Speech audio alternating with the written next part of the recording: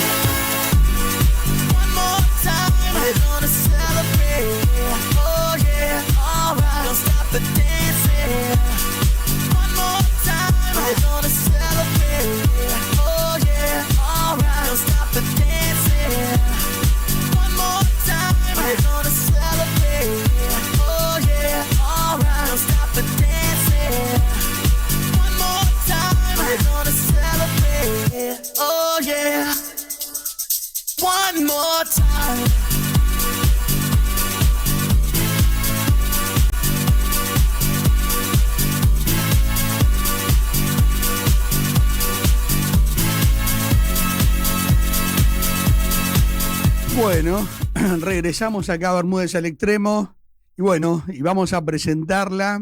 Es una gran periodista, es María Laura Asís. María Laura, ¿cómo andás? ¿Todo bien? ¿Cómo andás? ¿Todo bien? ¿Cuánto tiempo? Hace mucho que no te veía. ¿Cómo estás? Bien, todo bien. Bueno, gracias por estar, ¿eh? No, gracias a vos por la invitación. Para mí, como siempre, un placer participar de tu programa. Bueno, gracias, María Laura. Bueno, nada, básicamente cuando te presenté, además de decirte que sos una gran periodista, dije que íbamos a hablar un poquito de toda tanto de la realidad capaz de acá Argentina, pero más que nada de Latinoamérica y en especial de Brasil, porque vos sos corresponsal. Contanos, para los que no saben, sos corresponsal de algunos diarios brasileños acá en Argentina, ¿no? Exactamente. Soy corresponsal tanto para el Diario de Brasil acá en Argentina, como Diarios de Argentina para Brasil. Ok, perfecto. Bueno, María Laura, quería que nos cuentes un poco cómo está la realidad hoy en Brasil. Nosotros venimos hablando, ya hace un tiempito que no hablamos, pero venimos hablando de toda la realidad de la persecución que estaban teniendo varios ciudadanos, periodistas, etcétera. ¿Cómo está la realidad hoy en Brasil? Mira, hoy en Brasil nosotros tenemos una realidad muy difícil, ya que obviamente sufrimos con una persecución judicial, ¿no? Uh-huh. Y al mismo tiempo tenemos una situación económica catastrófica en el país. Todo eso obviamente llevado adelante por el presidente Lula. Uh-huh. Y bueno, debido a la persecución judicial en Brasil, lo que hizo con que mucha gente se exiliara en otros países, como es el caso de 300 brasileros, cerca de 300 brasileros que se vinieron a Argentina, a buscar asilo político. Ujú. Y bueno, esos brasileños solicitaron ese asilo al CONARE, que es el organismo responsable por conceder o no. Y ahora está en proceso para ver si les conceden o no ese asilo a esas 300 personas. Después también tenemos asilados políticos en los Estados Unidos. El propio hijo del presidente Bolsonaro, Eduardo Bolsonaro, que es diputado nacional en Brasil, está exiliado en los Estados Unidos debido a la persecución también política hacia su figura. Y no hay que ir muy lejos. Esta semana misma tuvimos varias declaraciones del presidente norteamericano Donald Trump hablando acerca de la persecución de la caza a las brujas, según él, al presidente Bolsonaro, y hasta impuso varias tarifas altísimas a Brasil del 50%, diciendo que si no dejan de perseguir a Bolsonaro, a sus seguidores y hasta mismo a las plataformas americanas, como fue el caso de X, de Rumble y de tantas otras, que iba a subir esas tarifas al 100%. Entonces, bueno, ahí vemos cómo cada vez se expone más un poco la dictadura ya en Brasil, que está siendo llevada no solo por el Poder Ejecutivo, como también por el Poder Judicial. Bien. Y obviamente con la complicidad del Legislativo, ¿no? Claro. A ver, el tema del Poder Judicial es todo un entramado que esto se armó durante el gobierno de Dilma, ¿no? O de Lula anteriormente. Fue así, ¿no? Exactamente. Nosotros en otras oportunidades ya estuvimos hablando, ¿no?, acá en el programa acerca de qué pasa en Brasil, cómo arrancó todo eso, pero me parece que es importante reforzar un poco porque muchos son nuevos acá, muchos no escucharon. Bueno, recordando que en Brasil nosotros tenemos 11 ministros de la Corte Suprema. De esos 11 ministros, 9 fueron indicados por Lula y por sus colegas, y apenas 2 fueron indicados por Bolsonaro durante su gobierno. Eso muestra cómo el Poder Judicial está colapsado por la izquierda brasileña, está tomado por la izquierda, que son los mismos que decidieron un año previamente a las elecciones del 2022 decidir que Lula había sido juzgado en la provincia equivocada y que debería ser juzgado en Brasilia. Y a través de esa excusa es cuando lograron inocentar, por así decirlo, que en realidad no sería la palabra correcta, que no es que fue inocentado, sino que se empezó a destacar cero la investigación contra él, y por eso pudo ser liberado y concurrir a las elecciones presidenciales. Recordando que Lula ya había sido juzgado en las 3 instancias en Brasil y ya había sido condenado por caso de corrupción en la Lava Jato. Mismo así, un año antes, previo a las elecciones, los jueces de la Corte Suprema, que fueron puestos por él, fueron nombrados por él a la Corte, decidieron que él había sido juzgado en la provincia equivocada y que por eso debería empezar de cero la investigación contra él. Y eso fue lo que permitió que saliera de la cárcel y que estuviera en las elecciones. ¿Pero qué tiene que ver eso con las elecciones? Muchos me preguntan. Bueno, en Brasil nosotros tenemos un Tribunal Superior Electoral que está compuesto por los ministros de la Corte Suprema brasileña. Ellos son los responsables justamente de verificar de que las elecciones se den de forma transparente, y al mismo tiempo es bueno recordar que en Brasil nosotros votamos a través de la urna electrónica, que es una urna donde nosotros ponemos nuestro voto y tenemos que confiar que el voto que pusimos en esa urna es el voto que se computa. Claro. No tenemos ningún comprobante en papel, ningún comprobante impreso, y no hay ninguna forma de verificar que de verdad el voto que nosotros pusimos en esa urna es el voto que se computa. Claro. Y teniendo en cuenta que los mismos ministros que liberaron a Lula de la cárcel para que pudiera salir a concurrir las elecciones en Brasil eran los que estaban controlando, ¿no?, el Tribunal Superior Electoral. Detalle, uno de los responsables por las mayores persecuciones de Brasil, que es el ministro de la Corte Suprema, Alexandre de Moraes, estaba como presidente del Tribunal Superior Electoral. Y fue a partir de eso que, por coincidencia, Lula terminó sacando una ventaja mínima sobre Bolsonaro durante las elecciones de 2022. ¿Qué pasó luego de las elecciones?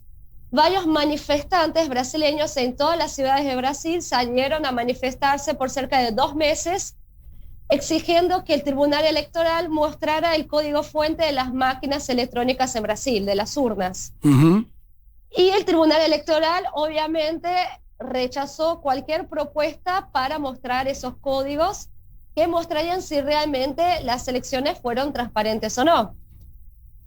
Eso fue lo que terminó el famoso 8 de enero, donde la izquierda brasilera jura que fueron manifestantes de la derecha que decidieron romper el Palacio de los Tres Poderes, claro, en Brasil, en la plaza principal, que es el Ejecutivo, Legislativo y Judicial. Cuando bien se sabe que ya estaban planeando meses antes de enviar a infiltrados a esos palacios para que rompieran, para poner la culpa en los manifestantes que estaban de forma pacífica hace 2 meses en las calles en Brasil, para de esta forma lograr acabar con las manifestaciones en Brasil. Bien. Y fue así que sucedió. Después del 8 de enero salió una notificación por parte de la Corte Suprema brasileña prohibiendo cualquier manifestación en el país. Es decir, la persona que se manifestara en la calle podría ir encarcelada. Y a partir de ese día ya tenemos cerca de 3.000 personas presos políticos en Brasil, incluyendo periodistas, políticos, humoristas, cantantes gospel o ciudadanos comunes que capaz hicieron una publicación diciendo que iban a una manifestación y por haber hecho esa publicación están encarcelados. La mayoría de ellos condenados en 14 a 17 años de cárcel. Terrible. Todo eso por el supuesto delito de intento de golpe de Estado y de fake news, que en realidad no es un delito fake news, no existe eso en el Código Penal brasileño, ¿no? Y bueno, y a partir de ese momento fue cuando esos brasileños decidieron venirse acá a la Argentina y otros decidieron irse a Estados Unidos, España y otros países para buscar, ¿no?, tener una vida de libertad y no encarcelados encima de las peores cárceles de Brasil, que son el caso La Papuda y La Colmea, que son las cárceles donde se están enviando a esos brasileños. A ver, te pregunto, esta gente que fue encarcelada, vos me habías contado en varias ocasiones, pero como el público se renueva, te lo vuelvo a preguntar. ¿Todavía hay gente encarcelada o se les dio prisión domiciliaria o todavía hay gente que está encarcelada por acusada de estos delitos? Exactamente, todavía todos siguen encarcelados en realidad. ¡Qué locura! Los que están en prisión domiciliaria en realidad es una prisión domiciliaria hasta que se dé la condena definitiva por parte de la justicia brasilera. Y luego cuando se da la condena definitiva, que es esta de 14 a 17 años de cárcel, vuelven a la cárcel común, con presos comunes. Entonces, bueno, seguimos teniendo a diputados que están encarcelados ya hace casi 5 o 6 años que están encarcelados, justamente por hablar de la Corte Suprema de Brasil, o por hablar de Lula, o por hablar de cualquier uno que no sea obviamente favorable a la derecha brasileña y sí favorable a ellos, ¿no? Y por eso siguen encarcelados o por ejemplo, siquiera cuestionar las elecciones. En Brasil, si vos cuestionás las elecciones, el resultado electoral, ya vas encarcelado. No hay que ir muy lejos. Acá en Argentina, recordando que hasta hoy el medio La Derecha Diario sigue censurado en Brasil porque en su momento hizo una materia, publicó una nota cuestionando el resultado electoral. No es que cuestionó, mostró la posibilidad de fraude que habría en esas urnas electrónicas en Brasil. Y por eso fue justamente censurado por la justicia brasileña. Bien. Hasta Twitter fue censurado, WhatsApp fue censurado, Telegram fue censurado.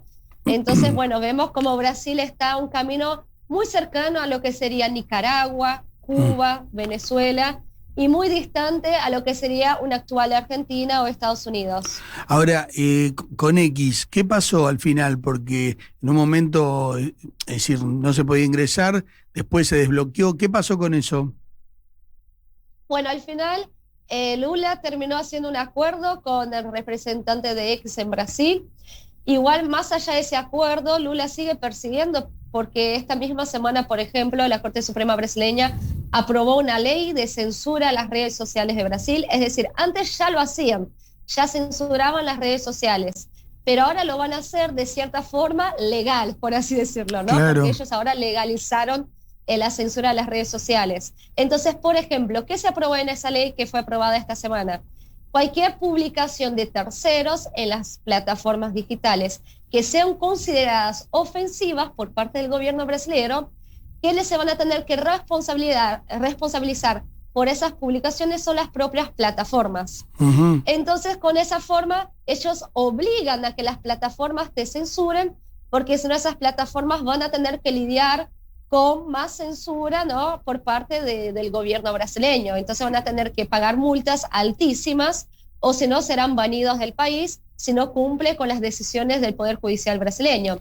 Bien. Y es eso lo que terminó, de cierta forma, enojando al gobierno estadounidense, que dice que Brasil se está entrometiendo en su propia soberanía nacional al censurar las plataformas de Estados Unidos. Y es por eso que, bueno, ahora le impuso esa tarifa altísima a Brasil, y todavía sigue amenazando con aumentar las tarifas si Brasil no resuelve ese tema. Y a ver, ¿esto sale todo impulsado desde el Congreso de Brasil o desde la Corte Suprema? Desde la Corte Suprema de Brasil. Bien. ¿El Congreso a todo esto qué hace? Roba, se va de vacaciones. No hace mucho. Es decir, no hay. Tiene poco movimiento, no, digo, porque es paradójico que se mueva tanto la Corte Suprema y el Congreso no haga nada, digo. Pero, claro, y está excelente esta pregunta que me haces, porque, mira, por un lado tenemos a los diputados bolsonaristas, senadores bolsonaristas, que están de manos y pies atados porque no hacen nada y tienen miedo de ser encarcelados por el Supremo Tribunal de Brasil. Entonces, por eso, por la Suprema Corte de Brasil, por eso están también de cierta forma atados y no pueden comentar, porque los pocos que comentaron están encarcelados y también corren hasta el riesgo de perder sus mandatos. Es como dije al principio del programa, no vayamos muy lejos. Uh-huh. El propio hijo de Jair Bolsonaro, diputado nacional, que está ahora en los Estados Unidos exiliado. Uh-huh. O están los de la oposición, que serían los zurdos, ¿no?, que tampoco pueden comentar mucho, porque los únicos que pueden juzgar a los senadores de Brasil y a sus causas son la Corte Suprema. Entonces ellos, como en su mayoría están metidos en casos de corrupción, prefieren mantener el silencio, o hasta mismo son acordes a lo que la Corte Suprema están haciendo, y por eso tampoco se mueven en relación a ninguna medida, hasta mismo esa interferencia por parte del Poder Judicial en el legislativo, ¿no? Es decir, hoy Lula, o el partido de Lula, al tener el control de un poco la Corte Suprema, maneja todo a través de ellos, ¿no? Y tiene el Congreso totalmente cooptado o con miedo de que pase cualquier cosa, ¿no? Claro, capaz para el argentino sea difícil de imaginar un Congreso así, uh-huh. Pero es lo que dije, imagínense ustedes un diputado que sale a hablar o a tratar de impulsar cualquier proyecto de ley que no esté acorde al pensamiento del Poder Ejecutivo y del Judicial, sí, y que vaya encarcelado. Pónganse en el lugar de ese diputado, de ese senador. Claro. Y todos se quedarían callados, porque aparte de lo que digo, no es que son una mayoría esos diputados y senadores donde, bueno, con la mayoría logran revertir la situación. No, está bien dividida el Congreso brasileño. Uh-huh. Tenemos una parte, un tercio que es de la izquierda, otro tercio que es de la derecha y un tercio que es del centro, que, bueno, termina, ¿no?, yendo ahí de acuerdo a la marea, a lo que mejor les conviene. Está bien. Entonces es una situación complicada, porque no es que tenemos una derecha mayoritaria dentro del Congreso donde uno dice, bueno, en conjunto pueden tratar de solucionar ese tema. No es así. Así que por eso es un tercio. Es decir, funcionaría bien si el sistema democrático fuera correcto, ¿no? Y no estuviera este desbalance con la Corte Suprema de allá, porque digo, el Congreso que haya distintas fuerzas está bueno para que haya un equilibrio de poderes, etcétera, y una Corte Suprema que funcionara bien. El problema es que la Corte funcionan como, no sé, son como los reyes, porque hacen lo que quieren. Y sí, total, mira que yo ya estuve en contacto con varios diputados, senadores de Brasil, sí, cuestionándoles justamente, ¿no?, de derecha, cuestionándoles justamente esa situación, preguntándoles, ¿por qué ustedes no hablan? ¿Por qué no hacen nada? Y todos me decían lo mismo, mira, no podemos hablar, porque o nos encarcelan o directamente nos sacan el mandato. Claro. Como pasó con muchos, cerca de 20 ya diputados perdieron su mandato por orden de la Corte Suprema y del Ejecutivo brasileño. Así que es una situación muy compleja. Y ahora, hace unos días, Trump pidió por la situación de Bolsonaro, diciendo que iba a poner más aranceles si no dejaban de perseguirlo. ¿Es así, no?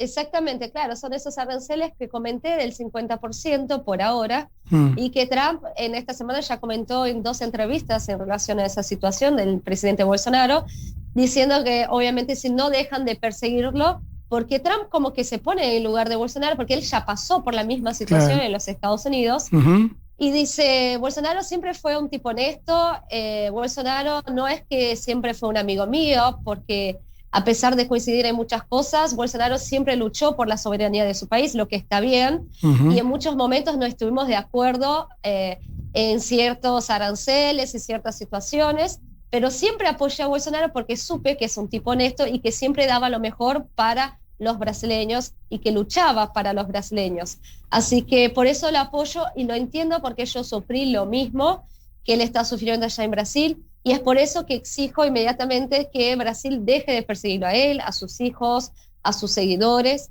porque si siguen haciéndolo no va a ser solo el 50%, sino que vamos a aumentar aún más esa tarifa. Okay. Así que esos aranceles del 50% por ahora, que es un valor muy elevado para lo que sería Brasil, y que puede aún aumentar si ellos siguen con esa persecución. Ahora queda la duda, ¿no? ¿Cómo Lula va a responder a esa carta enviada por Donald Trump esta semana y cómo se va a posicionar? Claro. Porque por un lado dicen que él se va a oponerse a Donald Trump y va a tratar de apostar mucho más alto que Donald Trump, con la ayuda de China o con la ayuda de Rusia, lo que me parece un poco difícil, porque Rusia y China también ya están abriendo sus propios caminos lejos de Brasil. Así que yo veo un poco Brasil aislado en esta actual situación. Veamos cómo va a lidiar con esa carta y cómo va a responderlo. Lo que sí vemos que Lula no está dispuesta a un diálogo con Donald Trump, lo que es lamentable y que puede perjudicar un montón, no solo al actual gobierno, como a todos los brasileños, porque creyendo o no, esto va a caer sobre el bolsillo del brasileño trabajador, ciudadano común, ¿no? Claro. Y en general, Bolsonaro, ¿hoy dónde se encuentra el expresidente? ¿Está en Brasil? ¿Está esperando el tema del juicio? ¿Me podés decir más o menos? Bueno, Bolsonaro se encuentra en Brasil, recordando a ustedes que la Corte Suprema de Brasil le sacó el pasaporte a Bolsonaro. Entonces él no puede viajar, no puede salir de Brasil. No puede hacer nada. Sí. Entonces está respondiendo, ¿no? Todas las acusaciones de golpe de Estado allá en Brasil que tendría. Él habría supuestamente, ¿no?, armado todo un golpe junto a los militares brasileños, militares que en realidad nunca aparecieron y nunca estuvieron presentes, así que no sé de qué militares hacen referencia, ¿no? Lo que es una locura cada acusación que hacen contra Jair Bolsonaro. Y bueno, y está respondiendo. Hace poquito, semana pasada, tuvo una audiencia, en breve ya tendrá otra también, y veremos también cuál será el resultado. Pero hablan hasta de condenas de 50 años de cárcel para Bolsonaro.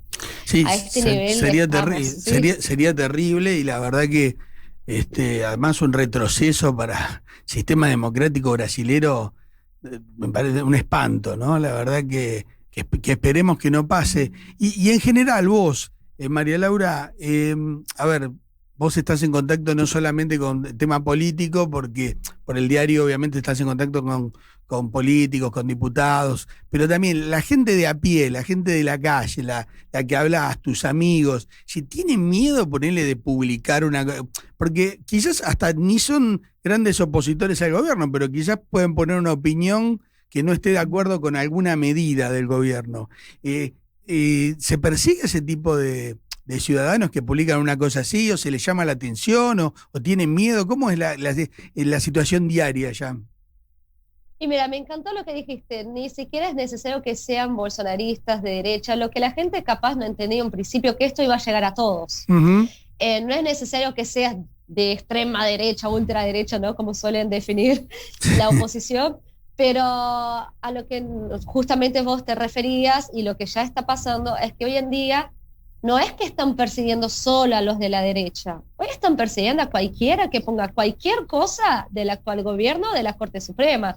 Si vos no estás de acuerdo, por ejemplo, a los impuestos que subió recientemente el gobierno brasileño, no podés comentarlo en las redes sociales, que al día siguiente podés tener la Policía Federal en la puerta de tu casa.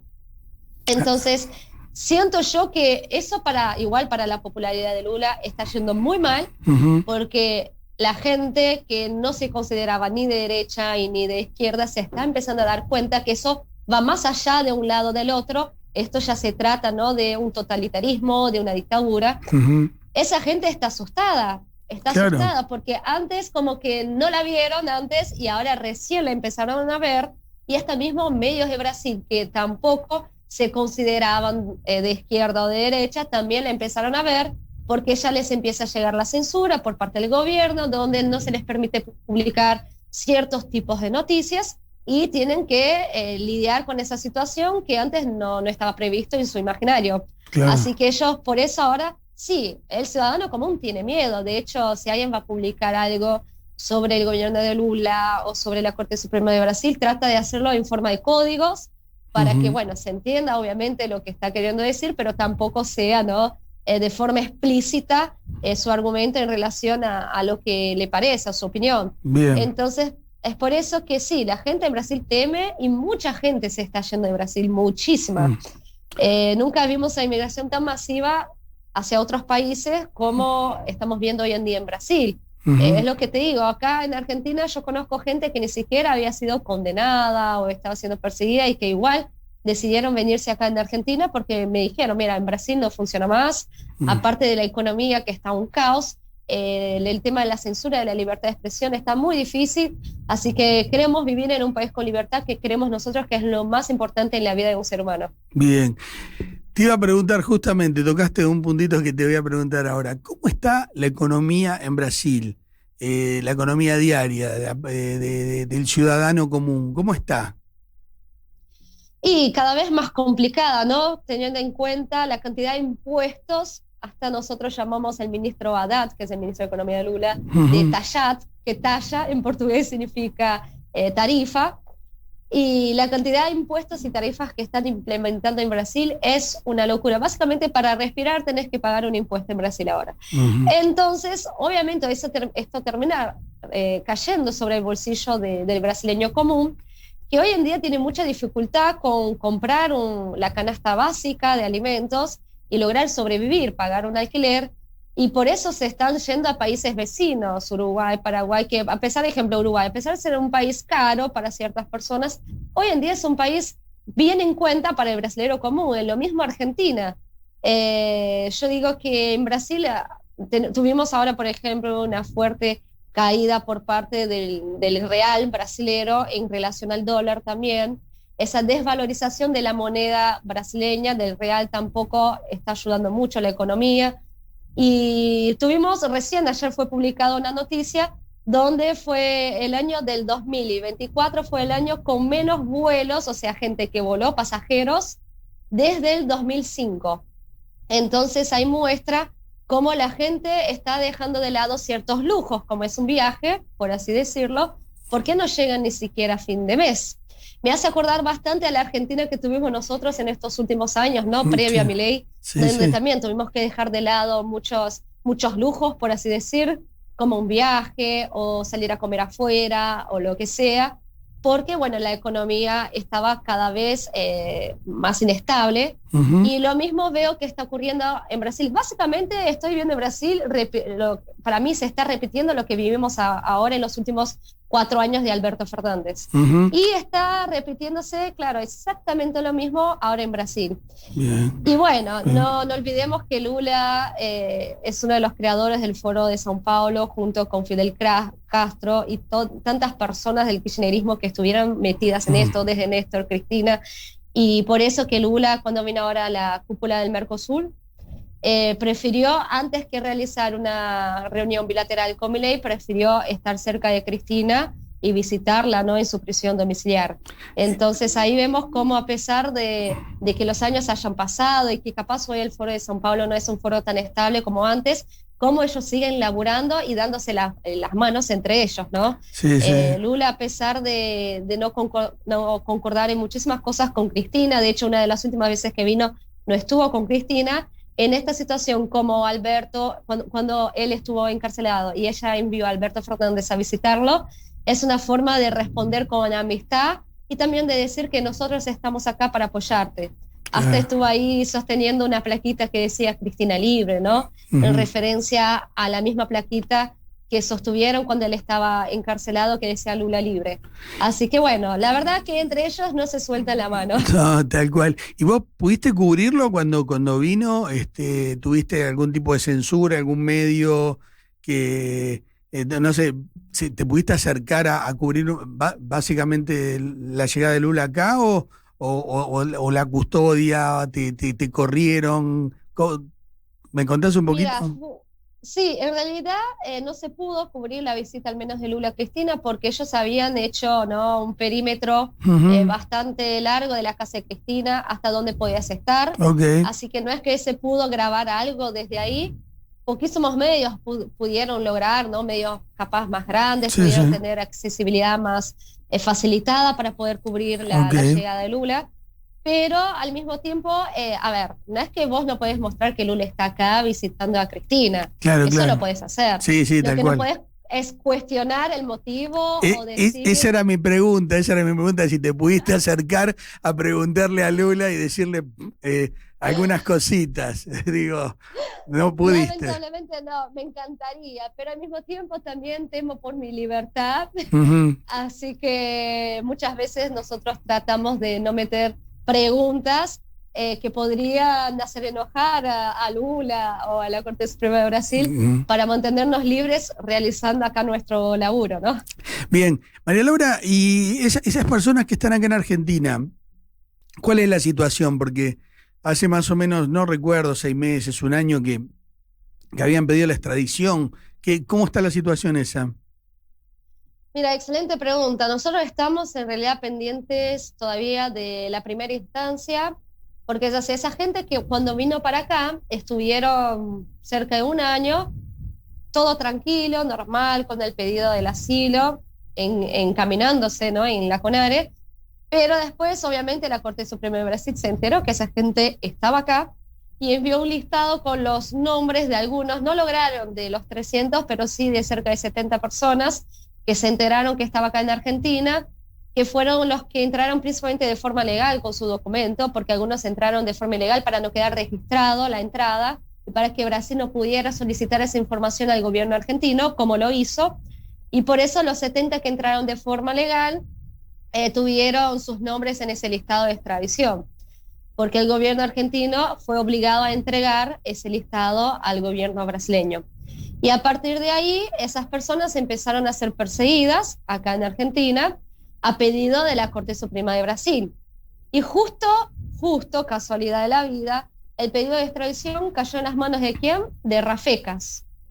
Lo que para nosotros, y sabemos muy bien, ¿no?, la postura política e ideológica de Rafecas, y lo que para nosotros no es favorable, porque sabemos cómo va a juzgar Rafecas la situación de esos brasileros. Claro. Y ya en el medio de todo eso, 5 personas fueron ya detenidas por la policía argentina cuando fueron a renovar la mayoría cuando fueron a renovar el documento en la CONARE, porque mientras no sale definitivo, ellos tienen un provisorio, un pedido de asilo provisorio que los permite estar acá en el país, ¿no?, y que tienen que renovarlo a cada 30 días.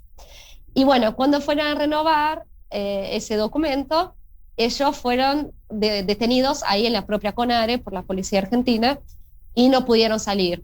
Otros fueron detenidos cuando estaban viajando de una provincia a otra en medio de la ruta. Otros fueron detenidos en la calle. Empezó como una persecución, ¿no?, hacia esas personas que estaban en ese listado. Por ahora tenemos 5 detenidos, porque los demás, cuando empezaron a ver lo que estaba pasando, obviamente se quedaron en sus casas, no se movimentaron más, tampoco fueron a renovar sus documentos porque sabrían que podrían ser encarcelados ya que hubo ese pedido de la Corte. Lo que hay una reclamación más que nada es el tiempo que están detenidos. Son personas que están cerca de 8 meses detenidas sin ni siquiera haber un juzgamiento, una decisión, una condena. O sea, detenida de forma preventiva por 7 meses por algo que ni siquiera podríamos decir que es un crimen, sino que es un pedido de la Suprema Corte Loca de Brasil que decidió que esa gente debería ser extraditada para que sean condenados allá y que estén encarcelados allá en Brasil. Bien. Entonces, bueno, ¿ahora qué nos queda? ¿Cuáles son los pasos a seguir? Primero, esperar la decisión por parte de la primera instancia de Rafecas. Exacto. Que todavía no sucedió porque ellos ya postergaron 3 veces la audiencia de los que están encarcelados, una vez porque justo cayó en la misma fecha que Cristina fue encarcelada, la otra vez porque el Brasil solicitó que se metiera de último momento la Unión General allá de Brasil, que es como un grupo de abogados, para que ustedes entiendan, de gente de Brasil importante, para que pudieran estar acompañando el caso. Después, porque el tercero ya fue a pedido de los abogados, que consideraron todas esas medidas inconstitucionales y solicitaron que primero se resolviera 3 medidas que ellos enviaron a la justicia para que después se pudiera dar una decisión por parte de primera instancia. Las 3 medidas que enviaron a la justicia fue justamente cuestionando la postura del juez Rafecas, para saber si de verdad estaba juzgando desde un lugar neutro o desde un lugar ideológico. Uh-huh.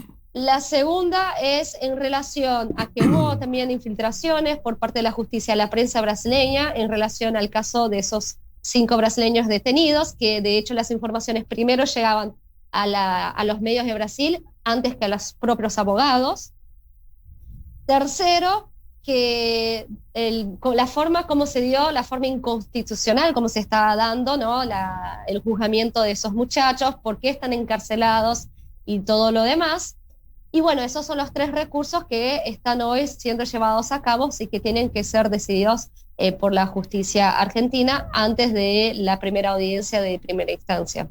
Así que bueno, estamos a la espera y se supone que sigue Rafecas como el responsable de juzgar esos 5 brasileños en esa primera instancia. Uh-huh. Directamente vamos a la Corte Suprema Argentina, sí, donde nosotros creemos y esperamos que sean neutros a la hora de juzgar y que tengan interés en tener conocimiento acerca de los casos. Uh-huh. Y de última instancia tendremos capaz una respuesta del Poder Ejecutivo, que en realidad es el que responde oficialmente si esos brasileños deben o no ser extraditados. Recordando que la CONARE, a pesar de ser un organismo independiente, es un organismo que, ejemplo, del jurado, que es quienes deciden si deben conceder o no el asilo político a esos brasileños, está compuesto por integrantes de los ministerios del Ejecutivo. Uh-huh. Así que lo que nosotros también solicitamos siempre por parte del gobierno argentino es que resuelva de la forma más rápida a través de la CONARE si concede o no el asilo definitivo a esas personas que están acá. Bien. Y pedimos que sea lo más pronto posible porque esas personas siguen encarceladas o siguen ocultas en sus casas con miedo de salir a ser encarceladas acá en Argentina. Uh-huh. Y que justamente vinieron en Argentina con la promesa de un país libre, ¿no? Okay. Así que bueno, esperemos que en breve se solucione todo ese temita. Bien, y María, ¿cómo ves acá la situación en Argentina? ¿Cómo está a partir del nuevo gobierno? Ya hace un año y medio que Javier Milei está gobernando. Contame un poquito cómo ves la situación acá, desde tu punto de vista como periodista y como brasilera, ¿no? Mira, yo para empezar admiro bastante a los argentinos, porque yo no esperaba que los argentinos estuvieran tan conscientes del proceso que Argentina debería atravesar para llegar a buenos resultados, ¿no? Porque lo que suele suceder generalmente cuando entra un nuevo presidente, opuesto a todo que ya tuvimos anteriormente, es que el ciudadano busca ya resultados inmediatos, creyendo que esa persona nueva llegó y que listo, y que todo va a cambiar de la noche para el día. El caso del argentino en sí, yo veo que es bastante consciente de que se tiene que pasar por todo un proceso, justamente primero para arreglar toda la maquinaria argentina, porque es un sistema, no se trata solo de un cargo, no es un presidente, es todo un sistema que fue colapsado por años y años y que hay que arreglarse. No solo hablo del Ejecutivo, también del Congreso y hasta mismo de la justicia argentina. Y todo eso lleva muchísimos años para que el país pueda volver a estabilizarse y poder crecer. Pero más allá de eso, a corto plazo ya estamos viendo un gran avance por parte del gobierno argentino. Estamos viendo una caída de la inflación abismal en relación a lo que teníamos en diciembre del 2023, por ejemplo. Uh-huh. Estamos viendo también el superávit fiscal, estamos viendo como Argentina a corto plazo ya avanzó muchísimo en relación a lo que tuvimos en el gobierno anterior.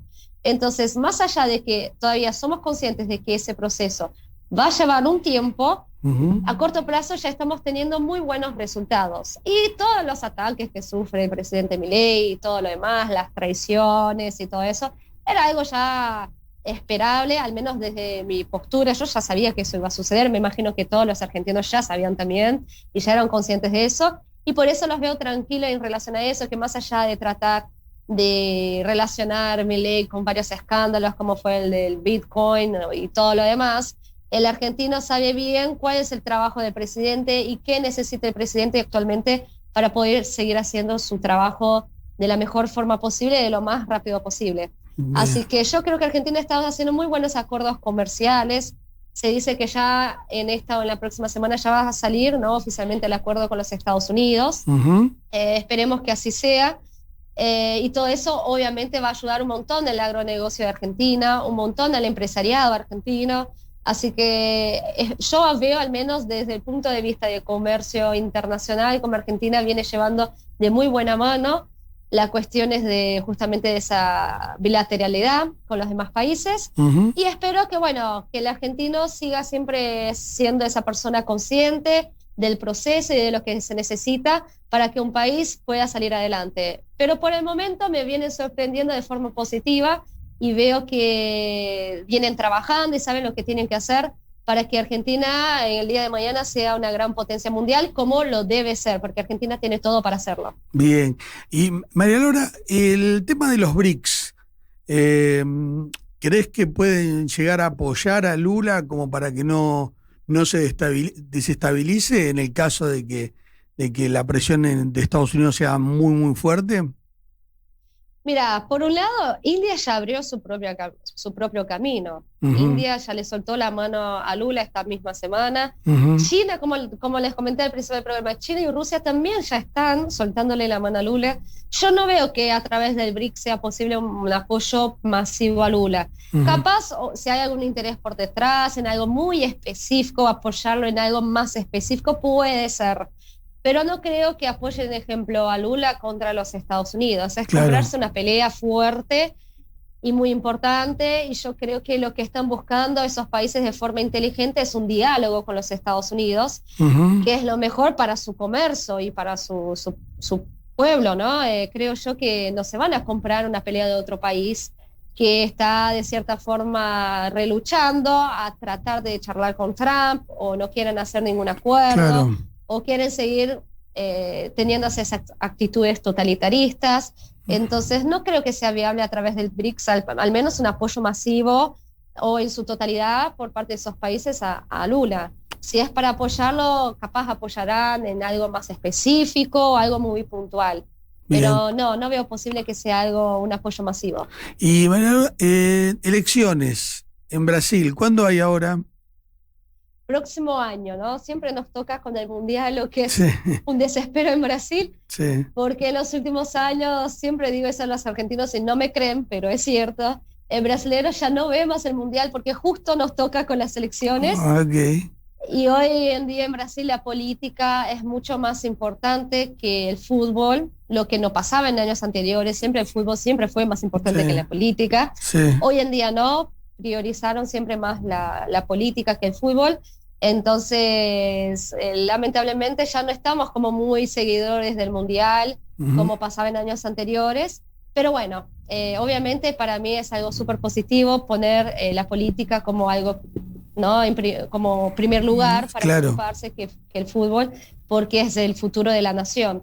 Y en el caso de elecciones 2022, ¿qué va a pasar? La verdad es que no se sabe, porque Bolsonaro ahora, por el momento, está inelegible.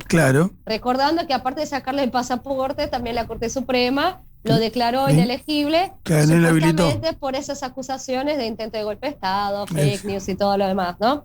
Entonces no puede salir como candidato. Al mismo tiempo, otros candidatos fuertes, por un lado sería Eduardo Bolsonaro, su hijo, que está exiliado de los Estados Unidos. Por lo que nosotros tampoco sabemos si podría salir como candidato en algún momento. o su mujer, que también, su mujer tiene mucha popularidad allá en Estados Unidos, Michelle Bolsonaro.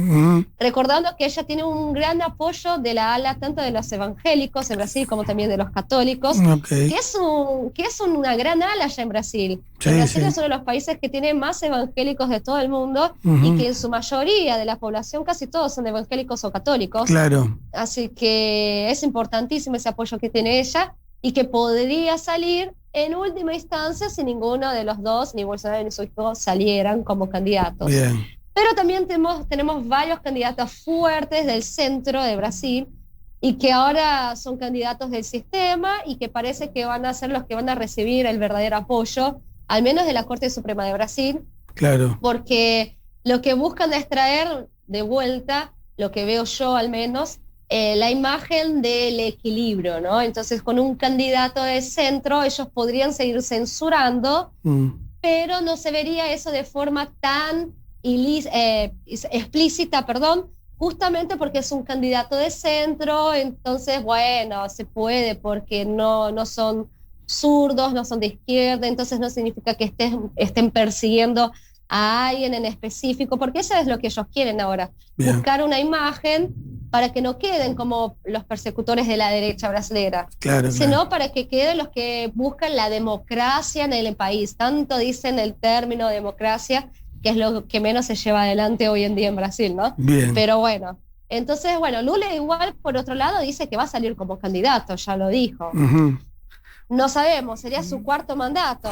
Veremos si podría o no, ni siquiera sabemos si tiene la popularidad para lograrlo, pero como nosotros sabemos en Brasil, todo funciona a través de quienes estén controlando las elecciones, que es el Tribunal Superior Electoral. Por un lado, uno de los ministros de Bolsonaro, que indicó a la Corte Suprema, va a estar como uno de los responsables el próximo año del Tribunal Superior Electoral, lo que de cierta forma nos trae algo de alivio. No te voy a decir que 100%, pero bueno, al menos algo de alivio nos da que va a haber alguien de Bolsonaro allá en el Tribunal Superior Electoral. Bien. María Laura, te súper agradezco por toda la información. Te voy a invitar prontito de nuevo porque quedan siempre cosas por hablar y para ver las últimas novedades. Dale. Dale, muchísimas gracias por la invitación. Como siempre, un placer participar de tu programa. Muchas gracias, María Laura. Chau, chau. Gracias a la audiencia. Nos vemos. Chau, gracias. Bueno, estuvimos hablando con María Laura Asís, una gran periodista brasilera que nos estuvo contando un poco de la realidad de lo que está pasando hoy en Brasil. Así que bueno, espero que les haya gustado el programa de hoy. La verdad que pasamos por toda Sudamérica y sobre todo en Brasil, ¿no? Que tuvimos toda la actualidad de todo lo que está pasando allá. Bueno, nos despedimos hasta la semana que viene con mucho más Bermúdez al extremo.